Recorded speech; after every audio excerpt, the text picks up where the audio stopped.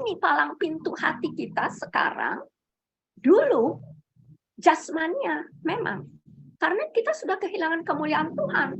1 Korintus 2 itu katakan kita tidak bisa berbicara soal ketuhanan dengan roh agama. Nggak bisa. Jadi itu harus ditanggal dulu. Ada di sunat rohani dulu. Yaitu Kolose 2 ayat 11.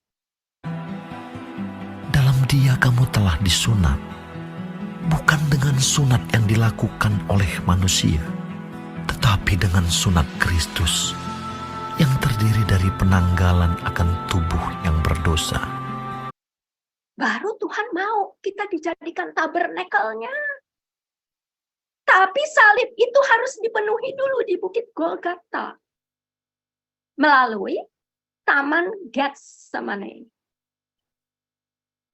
Peluh Tuhan itu sudah jadi darah waktu dia berdoa amat sangat sampai urat-urat nadinya itu pecah. Begitulah keseriusan Tuhan Allah kita. Menguduskan kita, menjadikan kita mempelai wanita, dia mempelai prianya dengan persekutuan perkawinan yang kudus. Harus ditanggalkan dulu yang lama, buang yang lama. Buangnya kemana? Ke salib. Karena Yesus sendiri penulisnya. Yesus juga yang menggenapinya. Dia bukan menghancurkan, bukan meniadakan dia. Justru dia menggenapi. Itu sebabnya sekarang kita lihat di mana perjanjian lama itu berada. Ya, saya mau kasih tunjuk dulu sama kalian. Nih, lihat. Tabut perjanjian, isinya apa? 3 item.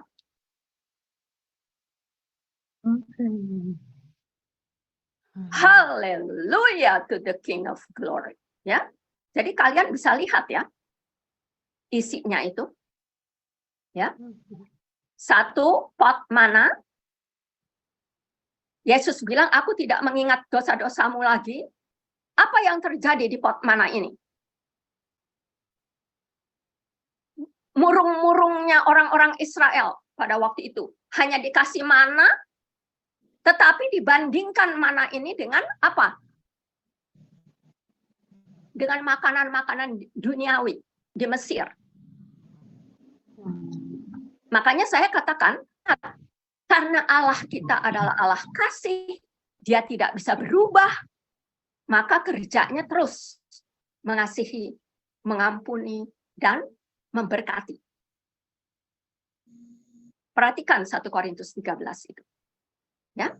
Nah, tongkat Aaron hanya ini satu-satunya yang bertumbuh, mempunyai hidup di dalam peti mati itu waktu itu.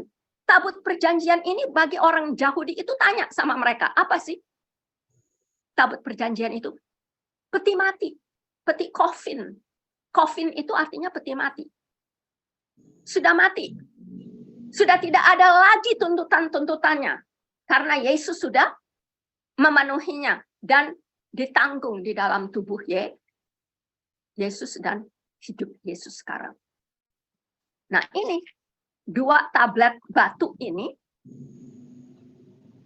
dosa upahnya apa? Kematian. Roma 3 ayat 20.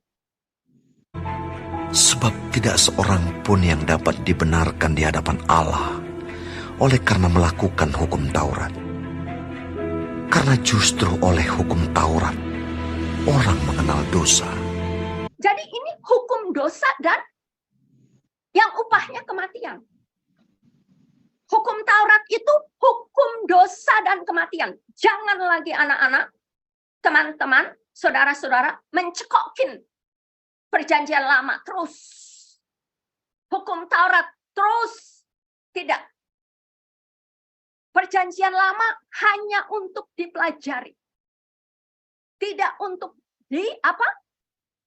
diikuti lagi permintaannya. Karena sudah tidak ada lagi permintaannya, sudah mati. Sudah di dalam coffin itu. Nanti kita lihat siapa yang duduk di atasnya. Ya. Nah, ini sekarang saya mau kasih lihat nih. Tuhan bilang, Musa, masukkan semuanya ini ke dalam peti mati. Lihat.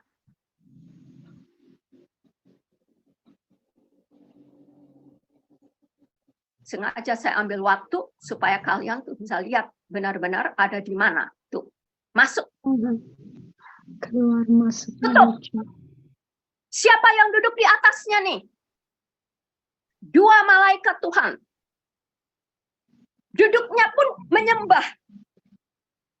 Di depan dan di belakang. Yesus ada di tengah-tengah. Di sini nih. Karena dia itu adalah apa katanya?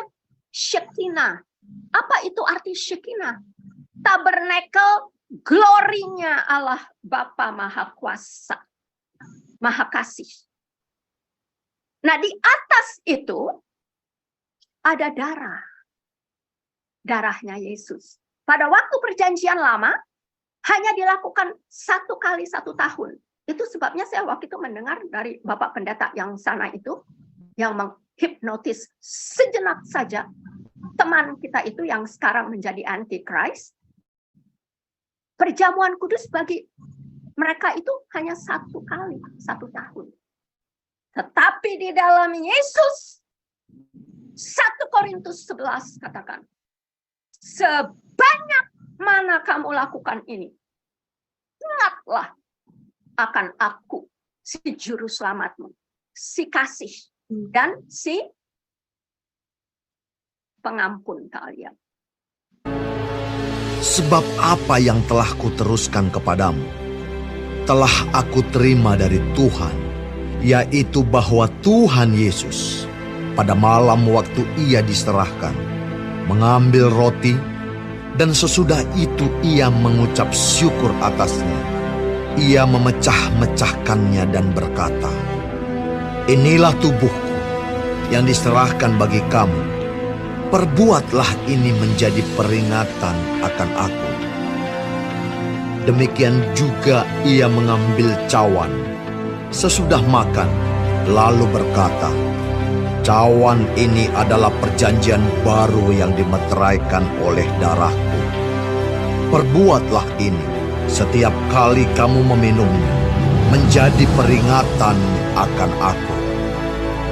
Sebab setiap kali kamu makan roti ini dan minum cawan ini, kamu memberitakan kematian Tuhan sampai ia datang."